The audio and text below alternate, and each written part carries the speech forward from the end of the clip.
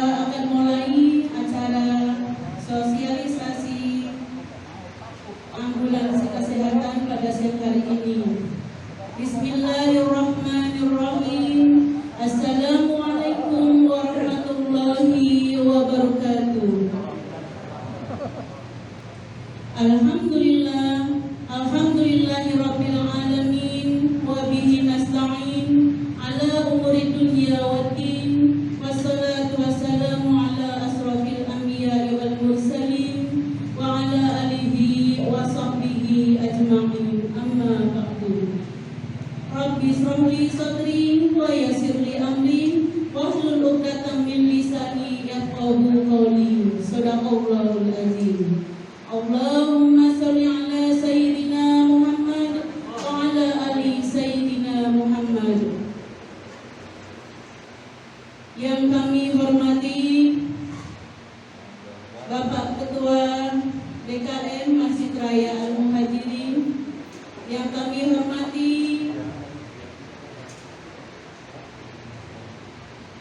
dari Yayasan Miftahul Anwar yang mewakili, dan yang kami hormati Bapak Ketua DKM, Bapak Ketua BK, dan jajaran kepengurusannya, bapak-bapak, ibu-ibu, hadirin hadirat yang tidak saya sebutkan namanya satu persatu, namun tidak mengurangi rasa hormat dan takjim saya kepada ibu dan bapak sekalian. Puji serta syukur marilah sama-sama kita panjatkan kehadirat Allah Subhanahu wa Ta'ala yang sudah begitu banyak melimpahkan karunia-Nya kepada kita sekalian, sehingga pada kesempatan siang hari ini alhamdulillah kita dapat sama-sama menghadiri acara dari Biro BPK Masjid Raya Al-Muhajirin, yaitu sosialisasi ambulan kesehatan. Salawat serta salam marilah sama-sama kita haturkan kepada junjungan kita Nabi besar Muhammad Rasulullah Sallallahu Alaihi Wasallam beserta keluarga, para sahabatnya, dan mudah-mudahan kita adalah pengikutnya yang istiqomah di jalannya dengan harapan syafaat dari beliau di yaumil akhir nanti. Amin amin Allahumma amin ya rabbal alamin. Baiklah Bapak Ibu sekalian yang kami hormati, sama-sama kita akan buka acara kita pada siang hari ini dengan pembacaan umul kitab surat Al-Fatihah. Ala hadirin niyah wa kulli niyatin sholihah ila hadratin Nabi. Al-Fatihah. A'udzu billahi minasyaitonir rajim. Bismillahirrahmanirrahim. Alhamdulillahirabbil alamin. Arrahmanir rahim. Maliki yaumiddin. Iyyaka na'budu wa iyyaka nasta'in. Ihdinas siratal mustaqim. Siratal ladzina an'amta 'alaihim ghairil maghdubi 'alaihim waladdallin. Amin. Alhamdulillah, acara kita pada siang hari ini sudah dibuka dengan pembacaan ulul kitab surat Al-Fatihah. Mudah-mudahan Allah memberikan keberkahan kepada acara kita siang hari ini. Berikut saya akan bacakan susunan acara yang akan terlaksana pada hari ini. Yang pertama yaitu pembukaan, yang sudah sama-sama kita membuka dengan pembacaan ulul kitab surat Al-Fatihah. Dan acara yang kedua yaitu sambutan dari Ketua DKM Al-Muhajirin, yaitu Bapak Haji Muhammad Hatta SMED. Dan acara yang ketiga yaitu sambutan dari Yayasan Miftahul Anwar yang insya Allah akan disampaikan oleh Bapak Haji Sabtadi Nur Farid. Dan acara yang keempat yaitu sambutan Ketua BK yang akan disampaikan oleh Bapak Marsudiono. Acara yang kelima, sosialisasi alat kesehatan ambulan dari PLN yang nanti akan dipandu oleh Bapak yang nanti akan disampaikan oleh Bapak Undang dan tim. Dan selanjutnya dengan tanya jawab mengenai ambulan tersebut. Dan selanjutnya yaitu doa penutup yang nanti insya Allah akan disampaikan oleh Bapak Edi. Untuk memasuki acara selanjutnya yaitu sambutan dari Ketua DKM Al-Muhajirin kepada Bapak Haji Muhammad Hatta. Waktu dan tempat kami persilahkan. Baik. Bismillahirrahmanirrahim. Assalamualaikum warahmatullahi wabarakatuh. Alhamdulillah, asyhadu an la ilaha illallah wa asyhadu anna Muhammadar Rasulullah. Allahumma salli ala Muhammad wa ala ali Muhammad. Amma ba'du. Pada yang terhormat Pak Haji Saptadi dari Miskatul Anwar, Yayasan Miskatul Anwar. Kepada yang terhormat para ketua RT, yang dalam hal ini ada Pak Zaini, Pak Sahid, Pak Hatta, Pak siapa lagi? Pak Heru? Udah nggak RT ya? Siapa? Pak Eko Hening, dan yang lain, Pak Wardi juga. Coba semoga selalu sehat Pak Wardi, amin. Dan juga Pak RW yang lain mungkin yang belum hadir. Ada RW di sini Pak? Belum ada. Hah? Pak siapa? Ada, mana? Ada. Pak RW 18 mana? Oh, oke. Baik. Nah, jadi begitupun kepada yang lain yang telah hadir, yaitu kepada para undangan dalam acara simulasi, sosialisasi, ambulansi, dan evakuasi. Untuk kali ini tentang penggunaan ambulan multifungsi oleh masyarakat Villa Mutiara Gading yang ambulannya adalah merupakan hibah ataupun pemberian dari PLN Peduli. Dan juga pada hari ini alhamdulillah telah hadir Pak Kabiro BUK kita, yaitu Pak Marsudiono dengan tim. Saya ucapkan terima kasih. Dan juga termasuk yang bergerak di bidang kesehatan setiap harinya, yaitu Bidan Yuli dan teman-teman. Dan juga termasuk tim pembicara pada hari ini yang saya hormati, yang saya banggakan, yaitu Pak Undang dengan timnya. Jazakallah khairan katsira. Dan tak lupa saya ucapkan terima kasih. Salut kepada tim informasi dan multimedia. Dari yang 5 orang, 4 orang hadir, Pak Ipen yang saja tidak hadir karena masih ada di Medan. Mohon terima kasih saya ucapkan segala yang telah dilakukan oleh mereka. Semoga ini menjadi corong bagi kita semua untuk bisa mendapatkan informasi yang akurat, tepat, dan bermanfaat. Pada hari ini adalah hari yang bahagia bagi kita semua. Karena apa? Insya Allah pada hari ini adalah agenda yang sangat menurut saya menarik, yaitu bagaimana memberikan informasi yang tepat dan akurat oleh tim medis terkait dengan penggunaan ambulan yang baru saja kita peroleh dari PLN Peduli. Kita ucapkan terima kasih kepada PLN Peduli yang telah memberikan ambulans tersebut yang multifungsi. Makna multifungsi adalah di dalam ambulan tersebut memang dilengkapi beberapa alat, di mana alat tersebut digunakan saat mengantarkan pasien ke rumah sakit. Di antaranya alat tersebut di dalamnya ada oksigen. Ada apa lagi Pak Undang? Di dalamnya ada lagi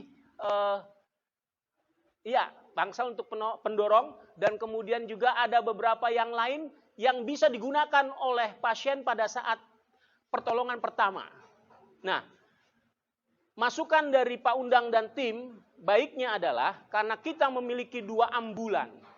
Ambulan yang pertama khusus untuk mengantar jenazah. Dan ambulan yang kedua adalah khusus untuk mengantar para pasien dalam waktu dekat. Jadi tidak usah menunggu dari mobil rumah sakit atau yang lain. Cukup dari Masjid Al-Muhajirin bisa digunakan. Nah, itu yang sedang kita akan atur bersama karena bentuk dan kegunaan mobil ini berbeda. Kecuali dalam sangat keadaan darurat. Dalam satu hari Allah memanggil beberapa, maka kita gunakan kedua-duanya. Tetapi keseharian fungsi mobil itu akan berbeda satu dengan lainnya. Nah, pada hari ini akan dijelaskan oleh tim kesehatan bagaimana memanfaatkan ambulan tersebut agar pada saatnya mengantar pasien atau saudara kita yang sedang sakit dengan penanganan yang tepat dan akurat sehingga dapat membantu mereka sampai terselamatkan di rumah sakit. Contoh kasus pada hari ini yang dilakukan oleh Pak Edi. Terus terang Pak Edi dalam sisi penanganan kasus medisnya mungkin belum tahu sama sekali. Tapi alhamdulillah Allah masih menolong. Hari ini ada yang karena jantung Pak Edi antar hari ini ke rumah sakit. Bayangkan, tanpa pengetahuan medis, tapi alhamdulillah Allah masih tolong. Nah, ini yang saya maksud. Bagaimana penggunaan ambulan bisa diketahui terutama untuk multifungsi ini sehingga bisa dimanfaatkan sebaik-baiknya. Harapan kita adalah setelah acara ini makanya kita undang pimpinan wilayah, RT dan RW bisa mensosialisasikan. Kira-kira siapa yang bisa bantu di wilayah kita yang siap untuk membantu penanganan hal yang seperti itu. Kalau Pak RT, Pak RW-nya mungkin bisa mengkondisikan di wilayahnya, bisa menunjuk secara langsung. Tolong ya kalau kapan-kapan ada sesuatu, bantu masjid untuk penanganan ini. Nah, itu kita gunanya memanggil dan mengundang para RT dan RW. Mereka bisa mempersiapkan orang-orang yang sudah dibidik bisa membantu. Karena tidak seluruhnya bahwa di masjid ini tersedia tenaga fungsional terkait dengan hal tersebut. Yang sudah biasa kita lakukan di masjid ini adalah fungsional penanganan jenazah. Dalam bentuk apapun insya Allah tim BUK sudah siap. Insya Allah. Tapi yang kita baru punya ini karena ambulan ini menuntut untuk bisa digunakan dan dipakai oleh orang-orang yang memang dilatih dan terlatih dengan baik. Maka hari ini sekaligus kita akan lakukan simulasi ambulasi dan evakuasi korban. Inilah yang kita akan pelajari pada hari ini. Semoga bagi RT dan RW yang tidak hadir, informasi terkait dengan berkas materi ini harus sampai ke rumah mereka. Tolong BUK dan tim sampaikan saja. Kami telah melakukan ini dan ini berkasnya, tolong bisa dibantu dan dipelajari. Satu saat ada warga yang membutuhkan, RT berperan di situ membantu. Minimal menunjuk beberapa warganya yang punya keahlian tertentu untuk membantu kegiatan itu. Walaupun tidak setiap saat siap, tapi pada hari ini minimal saya pun berharap bahwa BUK dengan timnya adalah BUK yang kuat. Kenapa? Karena saya berharap ini bisa dilatih dengan baik karena mereka pun biasa menghadapi para korban yang atau jenazah yang memang diantarkan dengan cara-cara tertentu. Nah, pada hari ini harapan saya adalah mereka ditambahi ilmu tersebut. Ya. Baik Bu Dewi, Bu Erma mungkin, Bu Erma mana Bu? Iya, ya. Siap Bu ya, dengerin aja ya. Bagaimana cara masang oksigen yang udah habis jangan dipaksain dipakai ya. Jadi cara ngelihat itu kali mungkin dipelajari juga nanti, ya. Oleh karena itu, kalau saya lihat perangkat yang ada di ambulan yang baru ini, multifungsi ini ada beberapa saja. Dan saya yakin bisa dipelajari, kalau diulang namanya skill keterampilan itu akan muncul. Ya, bagaimana cara memakainya dan lain sebagainya. Nah, kita di sini juga ada Bidan Yuli dan timnya kesehatan. Moga-moga bisa bisa memberikan share informasi. Nah, ini cara yang efektif nih menggunakan ini. Dilatihlah. Jadi bukan pada hari ini saja kita mengikuti simulasi, tapi keseharian kita bisa saling membantu untuk bisa mengingatkan satu sama lain. Jika memang siap untuk membantu, kita siap bantu. Karena intinya adalah dari sini digunakan sampai ke rumah sakit. Sampai rumah sakit sudah diserahkan pada pihak rumah sakit. Begitu Pak Hening ya, Pak Eko ya, kira-kira ya. Jadi yang penting di sininya kita penanganannya, gitu. Sampai di sana, insya Allah bisa ditangani dengan baik oleh mereka. Oke, saya kira itu saja apa yang perlu saya sampaikan. Dan saya ucapkan terima kasih kepada seluruh yang hadir pada hari ini. Semoga apa yang kita ikuti, apa yang kita pelajari pada hari ini memberikan manfaat untuk kita semua. Terima kasih. Usikum wa nafsi bitaqwallah. Billahi bisabil haq. Assalamualaikum warahmatullahi wabarakatuh.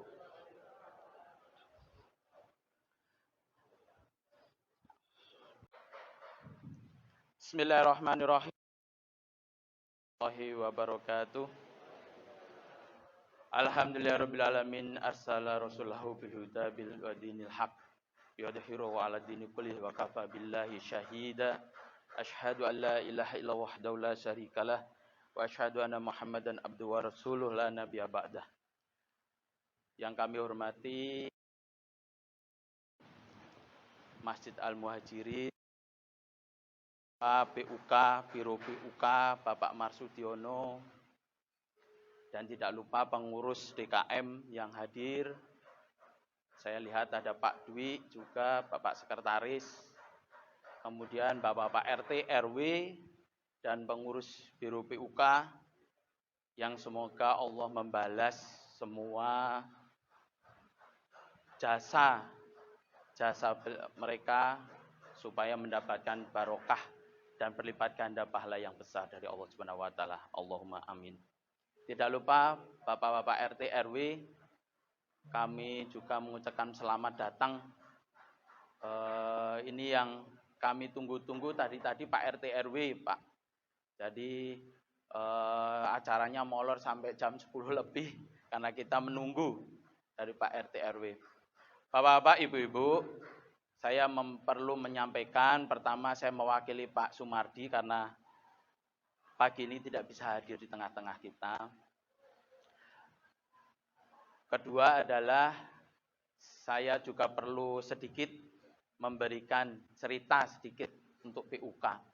Bapak-bapak, ibu-ibu, Ketua PUK sekarang Pak Marsudiono itu sebenarnya lebih senior dari siapapun, termasuk lebih senior dari saya.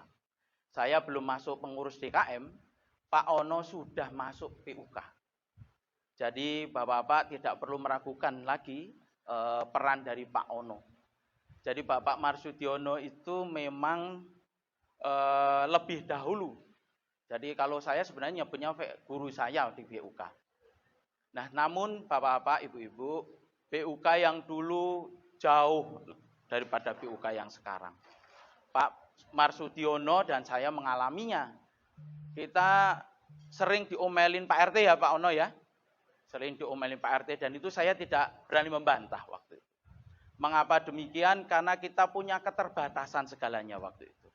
Keterbatasan tenaga, keterbatasan dana, keterbatasan sarana dan prasarana. Akhirnya kita mengembangkan diri terus. Dan yang perubahan kedua adalah bahwa di masa periode saya yang pertama kali mengatakan bahwa PUK harus diberdayakan. Kemudian saya minta dukungan RT RW. Makanya saya waktu itu meminta RT RW yang pada saat itu saya pikir yang di sini RT RW yang terlibat saat itu hanya Pak Sahid ya. Ini sudah Pak RT RW yang sudah baru semua. Yang masih seangkatan saya Pak Sahid ini. Jadi yang senior di sini Pak Sahid, Pak Ono dan saya. Saya mengucapkan dan perlu mengangkat jempol kepada Pak Agustian pendahulu saya karena ide BUK itu luar biasa. Bapak-bapak perlu ketahui bahwa dahulu ketika BUK itu didirikan pertama kali, paling yang meninggal setahun cuma 3 kali, itu paling maksimal Pak. Tetapi Pak Agustian sudah punya ide, pemikiran untuk membentuk BUK. Karena apa? Karena semangat untuk melayani. Di periode saya, setahun paling 6, 7. Dan itu pun saya sudah meminta RT RW untuk mendukung, sehingga saya kemudian meminta bahwa Pak, masjid tidak lebih dari rumah tangga biasa. Masjid juga tunduk, suratnya masjid itu domisilinya yang menandatangani Pak Heru Sutanto. Berarti kalau Wajid itu diibaratkan rumah tangga, dia warganya Pak Herustanto. Nah, karena itu untuk bisa melayani bapak-bapak ibu semua, dukungan dari RT RW kita wujudkan dalam ADART waktu itu. Karena kita ingin mempunyai peran lebih besar dari cuma rumah tangga. Jadi kalau peran PUK lebih besar dari peran masjid waktu itu. Jadi bapak-bapak, saya perlu sampaikan syukur dan terima kasih yang besar. Kenapa demikian? Karena sekarang bukan hanya dukungan kepada BUK, tetapi organ BUK pun semakin kuat. Organ BUK semakin kuat, Pak. Bapak-bapak bisa bayangkan jika sekarang BUK masih seperti dulu ketika saya dan Pak Kadus menangani. Nah, Pak Kadus itu dulu ketua BUK. Itu bagaimana kerepotannya? Sampai bulan ini aja sudah berapa Pak yang meninggal? Sudah 12 ya? 12 lebih. Udah 30-an, saya salah ngitung. Ya, awal Januari sudah 30 Pak. Jadi akhir periode 24, sekarang belum nyampe 1 Desember ya, Desember kemarin sudah 24 lebih ya.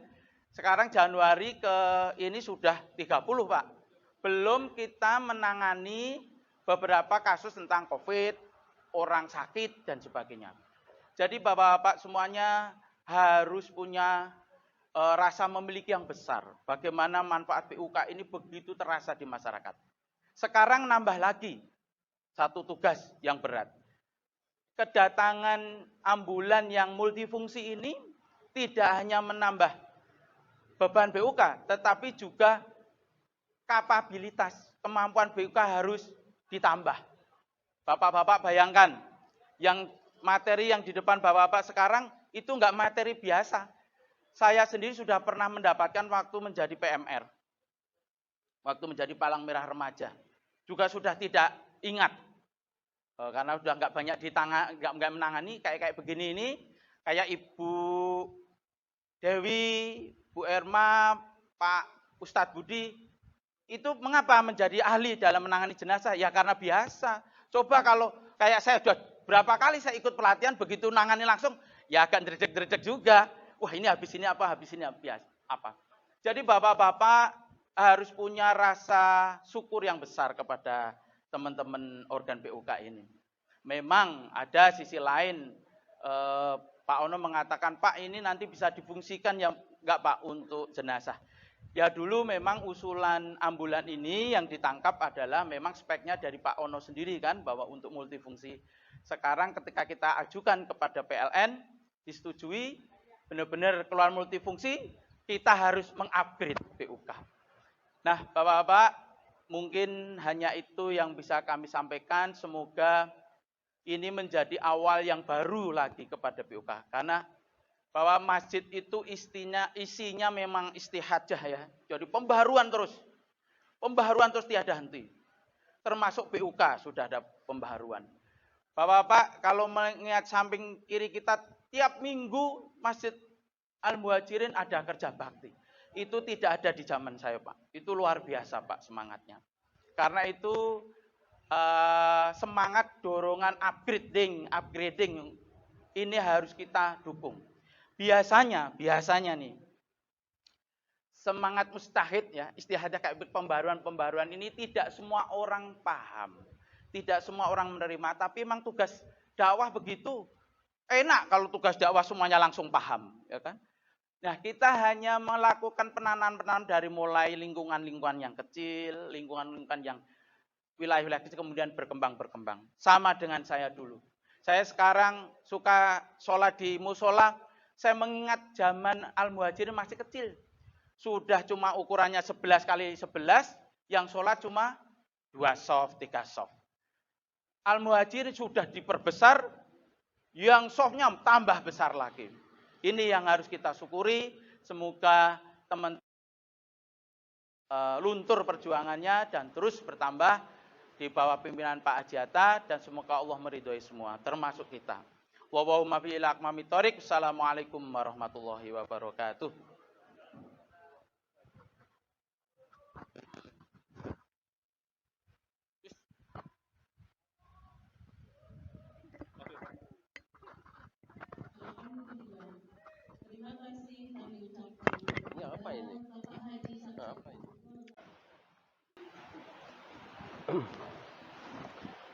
Bismillahirrahmanirrahim. Assalamualaikum warahmatullahi wabarakatuh. Sebelumnya kita sama-sama memanjatkan puji syukur kehadirat Allah Subhanahu wa taala bahwa pagi hari ini, siang hari ini kita bisa berkumpul di sini dalam acara sosialisasi ambulasi untuk warga Villa Mutiara Gading. Selanjutnya kita sama-sama panjat salam pada junjungan Nabi besar Muhammad sallallahu alaihi wasallam beserta sama keluarganya dan pengikutnya. Mudah-mudahan kita mendapatkan syafaat di akhirat kelak. Amin. Yang terhormat Bapak Ketua DKM,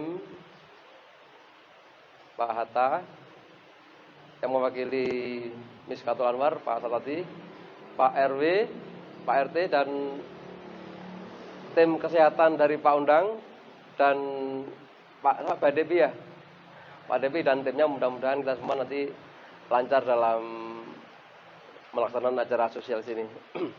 Kami sampaikan terima kasih kepada tim. Dan kita semua memahami, mengetahui, dan kita akan lebih maksimal lagi untuk menggunakan ambulan yang baru ini. Dan mudah-mudahan kita di sosialisasi ini bermanfaat buat kita semua ya. Di sini saya tidak akan bicara panjang lebar, mungkin sudah disampaikan oleh Pak Hatta, disampaikan oleh Pak Satati. Di sini intinya gini. Jadi selama ini kalau tim BUK itu bahasanya mengurusi orang yang meninggal. Mengurusi orang yang meninggal. Jadi karena ada ambulan yang baru ini, kita akan menggandeng tim kesehatan. Mungkin Pak Undang dan tim akan menghandle lah. Mungkin kalau kita bahasanya kalau orang ada yang kejadian gitu, kita masih ragu-ragu untuk bertindak seperti apa. Tapi kalau mungkin tim kesehatan udah, oh harusnya seperti ini. Jadi lebih dekatan daripada yang kita yang masih awam, masih ragu-ragu gitu. Itu intinya dalam acara untuk BK itu seperti itu. Jadi mudah-mudahan nanti juga kita lebih maksimal, lebih memahami apa yang disampaikan oleh tim kesehatan. Jadi kita lebih mengerti apa yang akan kita lakukan kalau ada kejadian. Selanjutnya kita juga berterima kasih kepada PLN Pak pengurus Miskatul Anwar yang sudah mengurus, akhirnya muncullah kita ambulannya baru. Karena dulu udah rencana isu mau beli, ada isu itu lagi, alhamdulillah isunya sampai sekarang terwujud. Itu udah luar biasa, terima kasih buat kita semua itu. Karena nggak jadi beli akhirnya dapat sumbangan. Ya, alhamdulillah terima kasih juga sama PLN. Jadi itu yang selanjutnya, yang terakhir saya sampaikan, ini pesan dari Pak PLN, dari pengurus PLN. Jadi kita memaksimalkan ambulan ini, kita merawatnya, dan kita menggunakan sebaik-baiknya. Mudah-mudahan ambulan itu benar-benar bermanfaat bagi kita semua, sehingga bermanfaat bagi seluruh warga Villa Mutiara Gading ini. Dan mudah-mudahan BUK dengan menggandeng tim kesehatan ini lebih optimal bekerja, lebih optimal untuk melayani masyarakat. Jadi itu aja yang saya sampaikan. Terima kasih. Assalamualaikum warahmatullahi wabarakatuh.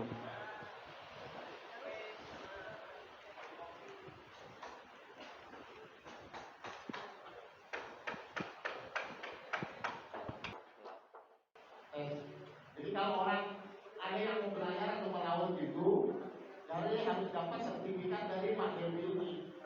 Semua dipusatkan di Ciawi, jadi harus mempunyai sertifikat gawat darurat atau evakuasi dari Mas Dewi yang ngajar timnya. Terus kalau di sini bapak-bapak ibu-ibu yang punya rumah sakit, Bu Yuri atau siapa lagi, kalau mau akreditasi itu wajib, semua pegawai itu wajib mempunyai sertifikat, baik itu dokter, perawat, bidan, dan tenaga kesehatan lainnya atau tenaga administrasi. Jadi untuk mencapai akreditasi itu adalah beliau yang mengajar, dokter umum atau perawat, bidan, Mas Dewi lah yang mengajar. Jadi bukan hanya mengajar di rumah sakit saja, tapi dia sudah diperlukan di rumah sakit kami dan sebagainya. Jadi insya Allah ini adalah nanti yang diberikan itu adalah Mas Dewi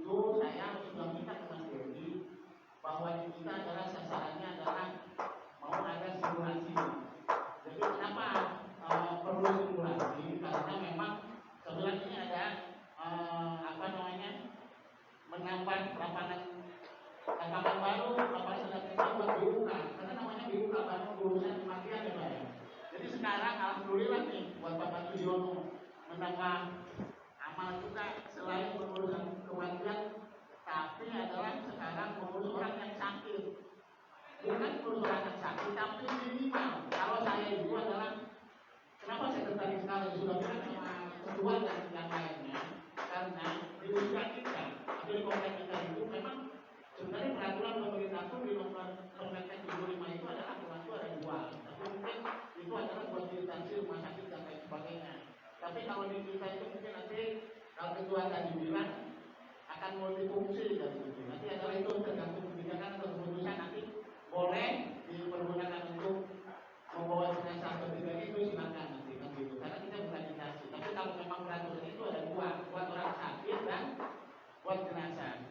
Nah intinya adalah kenapa kita harus tadi kenapa? Karena di komplek ini adalah sekarang rata-rata waktu itu dulu kalau dulu saya masih muda umurnya. Sekarang kita sudah sama-sama menginjak usia 50 Pak. Jadi kejadian di kita itu adalah sangat perlu sekali. Karena di kita ini adalah orang yang sedikit perut pingsan, bapaknya adalah menjadi sakaratul maut. Rata-rata Bu Yuli dan teman-teman yang lain, kita kalau saya baca surat kematian kita itu adalah rata-rata doa. Dan on kalimat, jadi banyakkan aja orang yang sakaratul maut, kita tidak bisa mengevakuasi, kita tidak bisa mengambulasinya, malah menyiksa beliau, malah menyiksa si pasien. Bayangin aja, jadi data rumah sakit itu sudah keren semua. Sudah tidak ada getaran kalau kita Bu Yuli mungkin mau SMP pun sudah keren namanya. Jadi akhirnya meminta surat kematian karena sudah DOA, sudah tidak ada diagnosa yang ditemukan. Karena teman-teman kita ada yang asma. Karena evakuasinya yang salah, akhirnya adalah menyiksa si orang sakit karena memang punya mobil nggak ada sopir. Mobilnya tidak bisa dimodifikasi karena posisinya akhirnya membawanya salah. Nah akhirnya dalam rumah sakit sudah tidak ada rata-rata yang tertolong gitu. Makanya kita mudah-mudahan dengan adanya sekarang bukan menambah pekerjaan yang baru, awalnya juga bertambah Pak, insya Allah. Intinya adalah nanti minimal yang tadi dibilang ada orang sakit langsung kontak nanti silakanlah.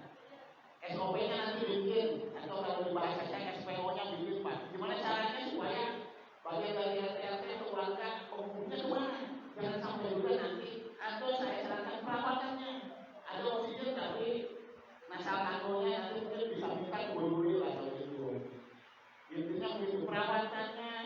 Jangan-jangan kalau di tempat saya seperti bensin ini yang sampai nggak ada juga. Banyak sekali yang harus diinventariskan kalau yang bulan ini karena nanti kalau amalnya bulan itu adalah harus dipakai. Dan memang nanti kalau kita kan tadi tahu ketua sudah bilang tidak ada yang fungsional ya Bang. Jadi intinya makanya kita mengajak forum RT, RW dan tokoh masyarakat nanti siapapun yang bisa membawa atau minimal nanti bisa sarankan pasien itu bagaimana sih supaya jangan menyiksa si orang sakit. Intinya adalah begitu. Ini sangat penting sekali dan tidak bisa sembarangan. Karena mengangkat yang salah akhirnya menjadi bakar. Intinya begitu ya. Jadi mungkin mudah-mudahan pandemi ini insya Allah boleh cepat lah untuk masalah gawat darurat ya. Nanti sistemnya bagaimana pandemi nanti langsung bertanya atau nanti diumumkan sesi berikutnya itu silakan. Usulannya dari forum nanti kalau memang mau bertanya angkat tangan langsung atau nanti satunya lupa kan bahasanya bahasa atau bahasa medis sedikit. Tapi saya minta Mas Dewi memang sih di wilayahnya adalah banyak orang-orang pintar kan. Memang ada guru, ada mungkin guru PNS, ada dokter, ada bidan. Tapi kita ayo kita belajar lagi mengulang karena memang yang tadi Pak Asal tadi bilang lupa dengan dipakai. Kalau saya dulu waktu kerja di 118 itu bukan menolong pasien Pak kerjanya. Sebelum ke lapangan harus praktek dulu. Sebelum ke lapangan harus praktek dulu. Jadi tiap hari. Akhirnya orang-orang pintar bukan menolong pasien tapi tiap hari berlatih. Intinya adalah mungkin begitu tujuannya. Mudah-mudahan kita bermanfaat semua Pak. Dan tepat sasaran lah karena memang ambulan ini nanti kalau memang sudah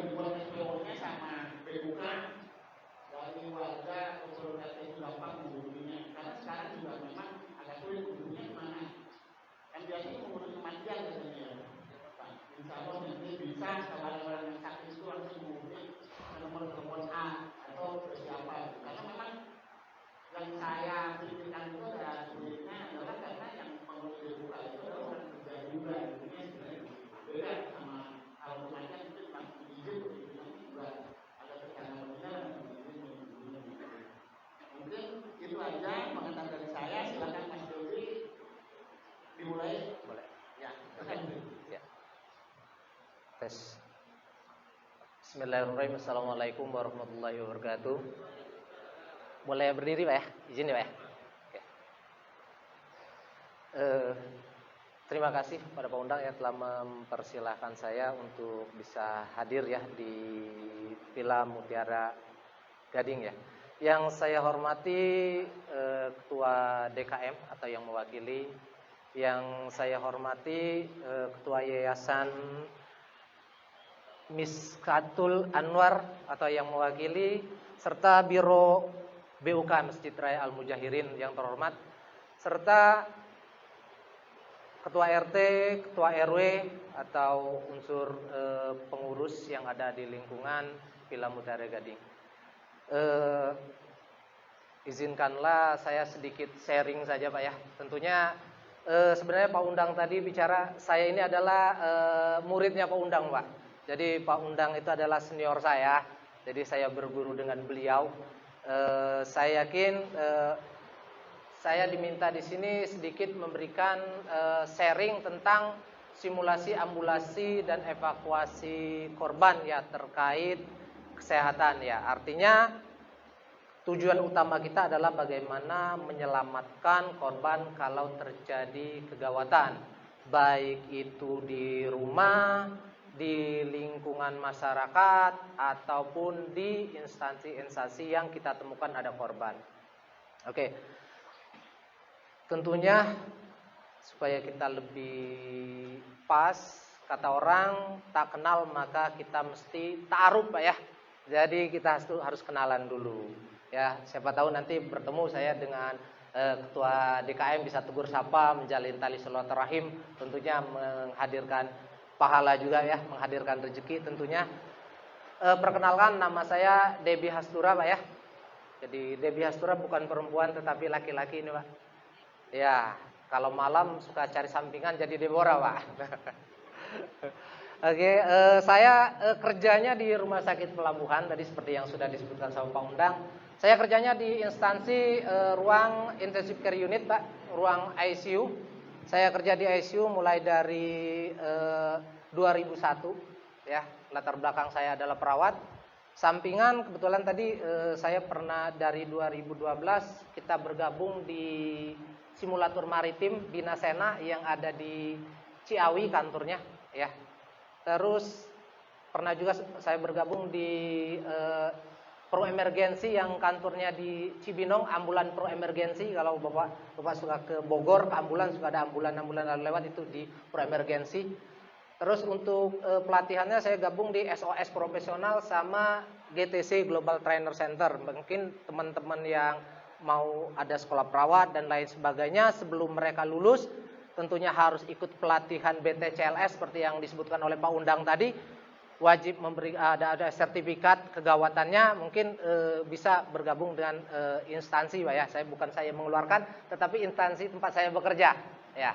Oke, itu saja kenalan singkatnya. Bisa kita mulai Pak ya, kita santai aja Pak ya. Mohon maaf saya berdiri Bapak-bapak, jadi duduk nih ya. Oke, kita bahas tentang simulasi, ambulasi dan evakuasi korban. Tapi sebelum saya bahas tentang bagaimana cara memindahkan korban, bagaimana cara mengangkat korban, sedikit saya informasikan. Jadi sebelum kita mengangkat dan mengevakuasi korban, yang paling kita harus ketahui pada korban-korban yang kemungkinan lapor ke kita Pak ya. Ada informasi misalkan ada kejadian di rumah si A atau di sekolah si A, tiba-tiba ada orang tidak sadar atau tiba-tiba ada orang jatuh dan lain sebagainya. Yang paling kita harus cermati adalah kita harus tahu tingkat kesadarannya dulu Pak. Dengan konsep 3A. Jadi sebelum kita ke slide Pak ya. 3 apa itu 3A? Jadi sebelum kita melakukan pertolongan pada korban, jadi pertolongan korban itu ada 2. Ada namanya pra rumah sakit, sebelum masuk rumah sakit. Ada namanya intra rumah sakit. Artinya sudah di dalam rumah sakit. Yang kita lakukan adalah pertolongan pra rumah sakit, sebelum masuk ke rumah sakit. Konsep yang harus kita kuasai ada yang namanya 3A Pak. Apa itu 3A? Yang pertama adalah aman diri, aman korban, aman lingkungan. Jadi sebelum kita mau melakukan pertolongan, kita harus tahu, saya ini aman apa enggak melakukan pertolongan. Jangan sampai misalkan kita menemukan ada kasus kecelakaan di jalan raya, karena saking pinginnya nolong, di tengah jalan kita main tolong aja, kita yang ketabrak mobil. Salah juga. Yang kedua, korbannya harus aman. Bagaimana korbannya aman? Tadi pengangkatannya harus benar. Alat ini dipakai untuk apa? Kalau misalkan korban non trauma, kalau misalnya kita dipanggil, kalau korban bukan kecelakaan, tentunya kita pertolongan korban yang bukan pada kasus trauma. Atau kalau korban kecelakaan, tentunya dengan teknik bagaimana cara memanipulasi supaya korban tidak bertambah parah karena kasus kecelakaan. Yang ketiga, lingkungan. Lingkungan juga harus aman. Jangan sampai misalkan ada kejadian ledakan, kita mau nolong orang, nah di sekitar ledakan kita langsung tolong. Tentunya kita harus pindahkan korban dulu. Nah, yang paling penting, Pak, saat melakukan pertolongan, tentunya ini baik di rumah ataupun di jalanan, kita harus mengetahui tingkat kesadaran, Pak. Ini modal utama ya. Ya, ini kebetulan ada teman sejawat saya, Bidan Yuli ya. Nanti kita share Bu ya. Nanti kalau ada yang kurang pas, ada misalkan referensi yang sedikit mungkin agak berbeda, bisa kita satukan persepsi intinya. Oke. Kita lanjut. Jadi kita harus mengetahui tingkat kesadaran. Cara mengukur tingkat kesadaran ada yang simple, ada yang advance, Pak. Yang perlu kita ketahui, misalkan sebagai kader yang simple, Pak, yang kita kenal dengan APU,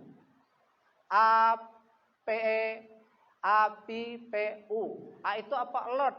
Jadi kita harus tahu alert itu waspada. Artinya korban ini sadar betul apa tidak? Nilainya gimana? Kita lihat dari matanya. Bisa buka mata apa tidak? Verbal, kita lihat saat kita ajak bicara bisa jawab apa tidak? Bisa ngomong spontan apa tidak?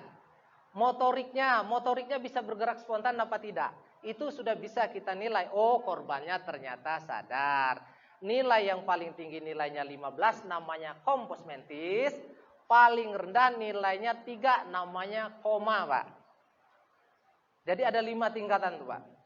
Ada kompos mentis, ada prekoma atau saparokoma, ada somnolen, ya, ada apa lagi?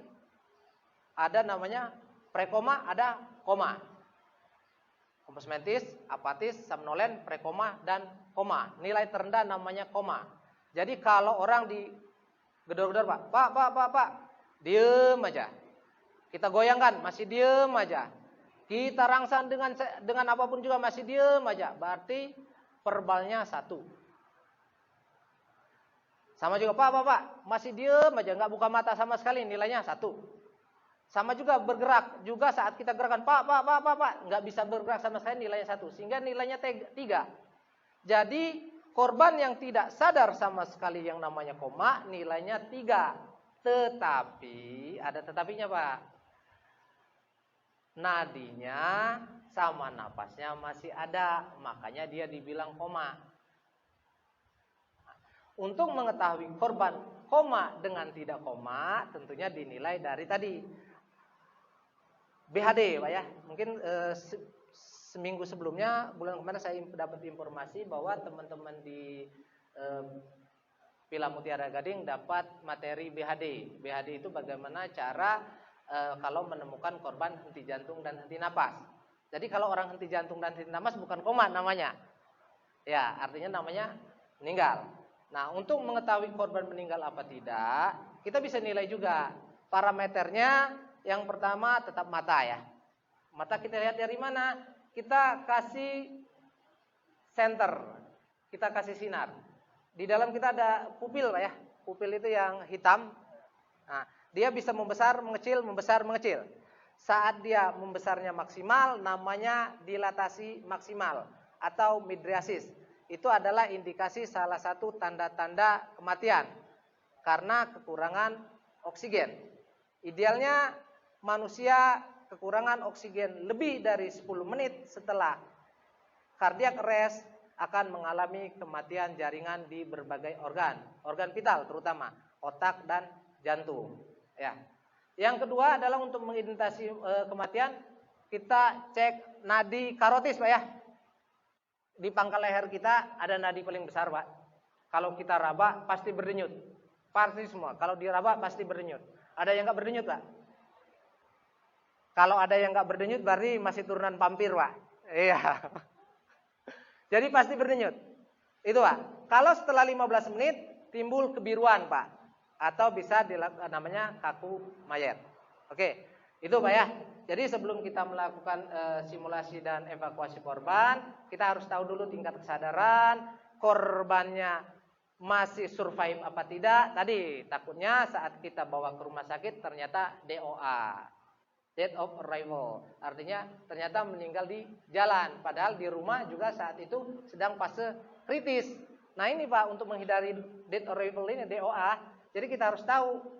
Kita lihat senternya bagi teman-teman kader dan teman-teman yang bergerak di bidang kesehatan, saat menemukan ada korban tidak sadar, boleh kita cek pupilnya membesar mengecil, masih ada sensor apa tidak, ya, artinya positif apa tidak. Yang kedua adalah nadinya kita lihat, nadi karotisnya ada apa tidak. Oke, selanjutnya terkait evakuasi korban. Kalau kita bicara tentang evakuasi korban, sedikit kita bicara tentang ini pengantar saja, Pak. Ada namanya SPGDT, ya. SPGDT itu sistem penanganan gawat darurat terpadu. Tentunya tadi kalau kita di luar rumah sakit ada namanya triase, Pak ya. Pemilahan korban. Jadi triase, pemilahan korban di luar rumah sakit sama di dalam rumah sakit itu beda. Jadi kalau kita menemukan ada bencana, kita tidak menutup kemungkinan di lingkungan kita ada ledakan tabung gas, ada misalkan bangunan runtuh dan lain sebagainya yang bisa memakan korban. Nah, saat kita menemukan itu sebagai kader, Pak ya, atau sebagai seorang yang tahu paham sedikit mengenai kesehatan, kita harus mengkondisikan, harus mentriase warga di sekitar. Dengan cara apa? Kita pilah korban. Kalau prioritas pemilahan korban pada kasus bencana di luar rumah sakit adalah bagaimana cara menyelamatkan korban yang mempunyai prioritas kehidupan paling tinggi. Artinya kita cari yang korbannya yang sadar, Pak. Kita kasih instruksi, Bapak-bapak yang bisa mendengar suara saya, yang bisa berjalan, ikuti arahan saya, sehingga akan jalan yang sadar, Pak. Tinggal sisa yang tidak bisa jalan dan kondisi crowded. Dari disitulah kita pilih mana yang paling prioritas yang akan kita tangani. Korban yang tidak ada nadi tentunya akan kita tinggalkan. Kalau kasus-kasus kita lakukan pertolongan belakangan pada kasus-kasus bencana. Beda dengan bapak-bapak datang ke rumah sakit. Kalau datang ke rumah sakit, prioritas utama penanganan adalah korban yang mempunyai kegawatan paling tinggi. Jadi datang ada korban, bisa kecelakaan. Yang satu teriak-teriak, Pak. Yang satu diem. Yang akan dilakukan pertolongan yang pertama adalah yang diem. Yang teriak-teriak aman. Kenapa? Pertama, prioritas penanganan kesehatan adalah kita harus lihat namanya ABC, airway. Jalan napas, Pak ya. Jalan napasnya bagus apa enggak? Ada sumbatan apa tidak? Karena kalau jalan napas kita ada sumbatan, oksigen tidak bisa masuk. Padahal jantung kita, otak kita butuh oksigen. Dalam jangka waktu sepersekian menit akan terjadi hipoksia. Artinya kekurangan oksigen pada jaringan tubuh kita. Orang gelisah, biru, nggak bisa napas karena nggak ada oksigen. Baru B, breathing, napasnya cepat apa lambat. Sebelum orang napasnya berhenti, dia akan napas cepat dulu, Pak. Kompensasi paru untuk memperoleh oksigen. Nah, disitulah makanya kenapa prioritas utama adalah penanganannya A, B, baru C. Oke, kita lanjut ke slide ya. Itu pengantar saja. Ini pengangkatan dan pemindahan pasien. Kalau kita bicara pengangkatan dan pemindahan pasien, boleh slide ya. Ada yang namanya pemindahan korban itu yang non emergensi dan yang emergensi. Ini tujuannya, Pak. Jadi untuk kita melakukan satu kegiatan tentunya ada tujuan yang ingin kita capai. Yang pertama adalah tujuan umumnya, tentunya setelah kita discuss Pak ya, kita sharing materi ini diharapkan Bapak-bapak bisa melakukan pengangkatan dan pemindahan korban secara cepat dan tepat Pak. Jadi pengangkatan korban gawat darurat itu cepat dan tepat. Yang harus kita utamakan adalah do not compound. Jangan menambah makin parah. Yang kedua, jangan menjadi korban berikutnya. Lanjut. Nah, ini tujuannya tentu yang khususnya tentunya nanti kita sama-sama bisa simulasi dengan tim ya. Saya Ketua saya Pak Undang sama Pak Eko. Terus ini dapat mendemonstrasikan pengangkatan dan pemindahan penderita baik yang emergensi maupun yang non emergensi. Tentunya nanti kita sedikit simulasi, ada beberapa alat, ada 2 alat, ada namanya scoop stretcher di sini, ada namanya LSB, long spine board. Tentunya dua-duanya alat untuk memindahkan pasien dan kegunaannya untuk indikasi yang berbeda. Selanjutnya tentunya dapat mengidentifikasi rujukan korban gawat darurat. Jadi kita harus identifikasi tadi, kita harus tahu tingkat kesadarannya, kita harus tahu kondisi umumnya, dan kita bisa melaporkan Pak ya. Jadi saat kita menemukan korban, kita tahu link rumah sakit, kita harus telepon instalasi rumah sakit, terus ada tempat apa tidak. Idealnya adalah saat kita membawa korban gawat darurat, rumah sakit instansi manapun harus terima Pak di instalasi gawat darurat untuk penanganan P3K, pertolongan pertama pada kecelakaan. Nah, ini pengangkatan dan pemindahan korban Pak ya. Jadi untuk mengangkat sesuatu tentunya ada cara yang benar dan baik. Kadangkala saat kita mengangkat sesuatu atau mengangkat pasien atau mengangkat korban dengan posisi yang salah, ini bisa menyebabkan petugas atau petugas yang melakukan pengangkatan bisa cedera, Pak. Cedera yang tidak diinginkan adalah cedera daerah tulang belakang atau punggung. Kalau mengangkat 1-2 kali mungkin nggak menjadi masalah, Pak. Tetapi kalau berkali-kali ini bahaya sekali.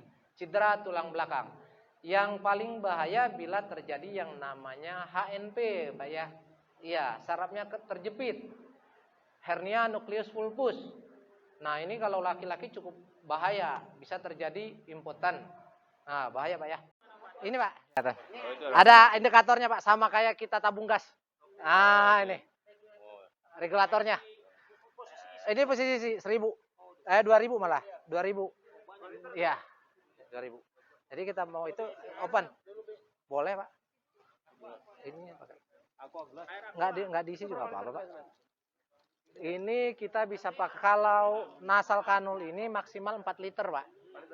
Iya. Jadi 4 liter itu 416 artinya sekitar 35% oksigen yang bisa kita dapat. Jadi ngebantu 30. Coba Undang. Ini ada 2 nih ternyata. Oh ya. Ini ada simple mass. Ini nah. Oke. Ya. Ada, Bu. Iya. Betul. Betul. Ini kanul, Pak. Ya, jadi kalau udah dibuka harus dipakai, Pak. Iya. Kalau dibuka nggak dipakai nggak enak, Pak. Iya. Tawa aja. Ya. Ini nasal kanul. 17 tahun Pak Dedi. Oh iya, bener Bu ya. Ini nasal kanul. Oksigennya bisa sampai 4 liter atau 5 liter. Ada beberapa referensi, ada yang 4, ada yang 5. Ini namanya simple mass Bu ya, Bu Bidan Yuli ya. Ini nama simple mass.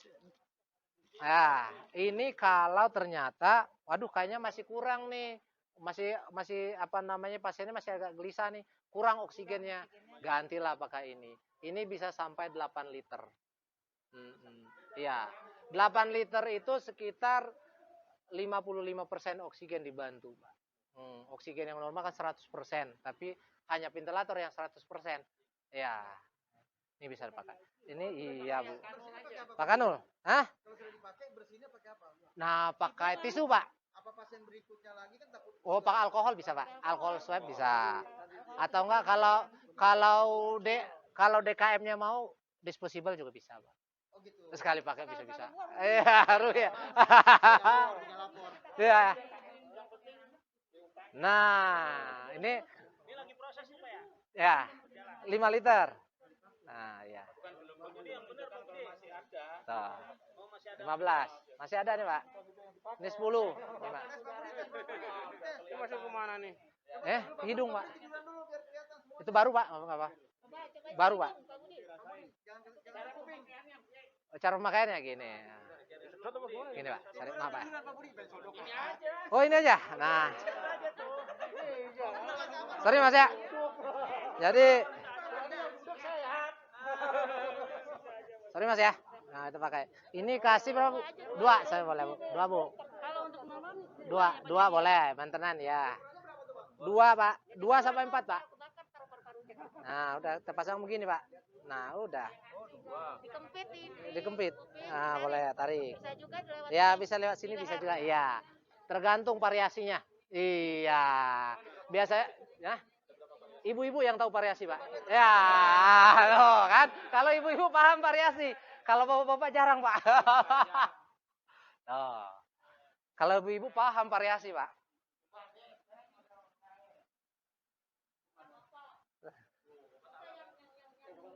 Nah, tuh nggak boleh nungging ke atas. Iya, kalau ibu-ibu paham.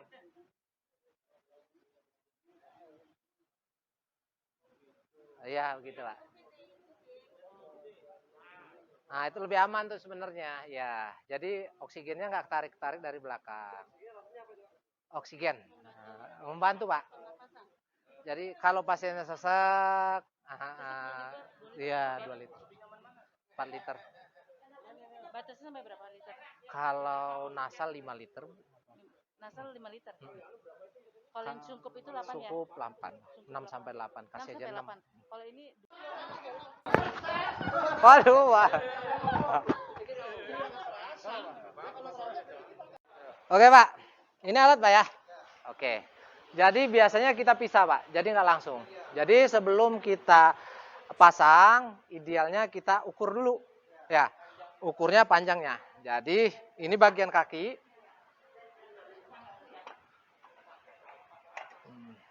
Ini bagian kaki, Pak.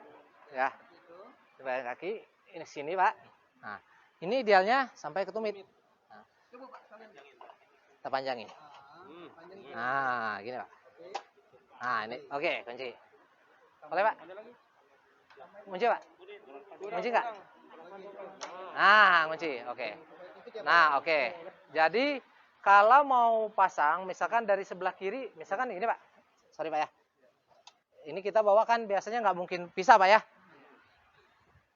Jadi, ini kan, ini masih nyatu, anggap aja, Pak ya.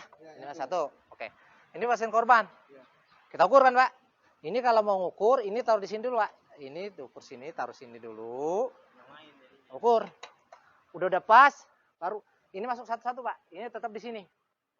Ya, supaya kenapa? Nanti kalau mau lewatnya nggak boleh ngelewatin pasien, muter. Kalau ngelewatin pasien, kepentok ke pasien, cedera lagi pasien. Nah, kalau mau pasang, kita pasang, Pak. Kalau petugasnya ada beberapa orang, ya, kita bisa minta tolong untuk dibalikan. Kalau ini misalkan korbannya yang cedera dulu apa stroke dulu, Pak? Yang stroke? Yang stroke boleh. Kalau berdua, Pak, boleh, Pak. Kalau misalnya, Pak, tangan ya, Pak. Ini satu, nah, sorry, Pak. Ini, sorry. Nah, begini, Pak, carinya. Tadi dulu. Posisi begini, Pak, supaya kita nggak cedera. Bisa bertiga, Pak. Bisa bertiga. Oh ya, oke, Pak ya. Ini begini, ini satu. Ini, Pak.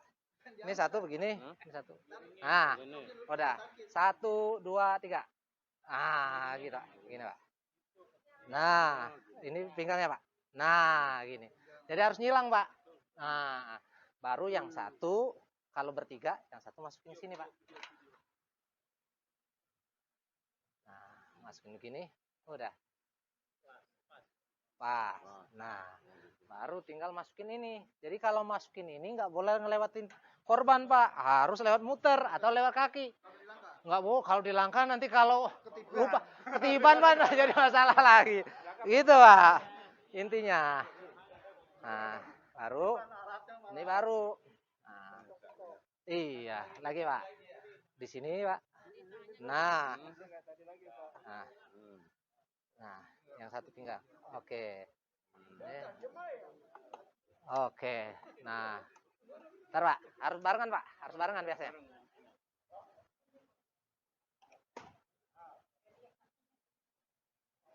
Dah.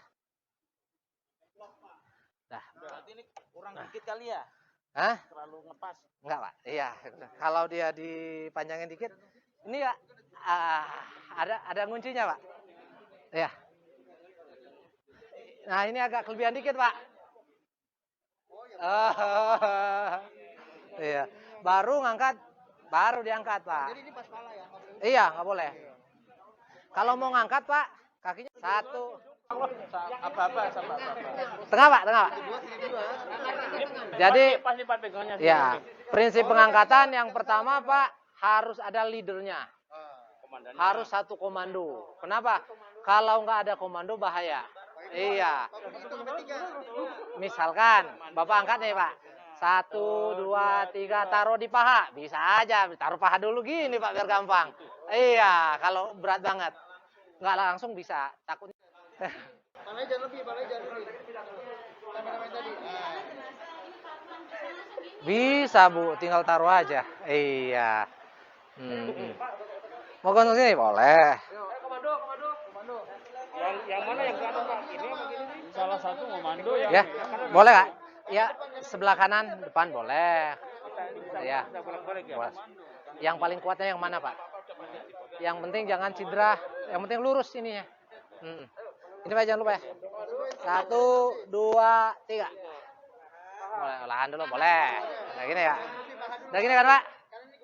1, 2, 3. Karena pasiennya misalnya terlalu besar kan, nggak mungkin sekali. Kalau sekali takut goyang, 4-4-nya jatuh, Pak. Nanti nggak apa-apa. Nah, kalau mau taruh sini bapaknya minggir dulu, nggak apa-apa, mundur dulu. Nah, gitu, Pak, bisa. Set, tinggal taruh sini, Pak. Udah lepas. Nah, tinggal lepas.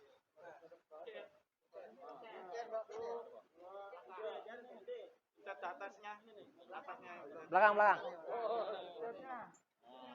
Nah, iya.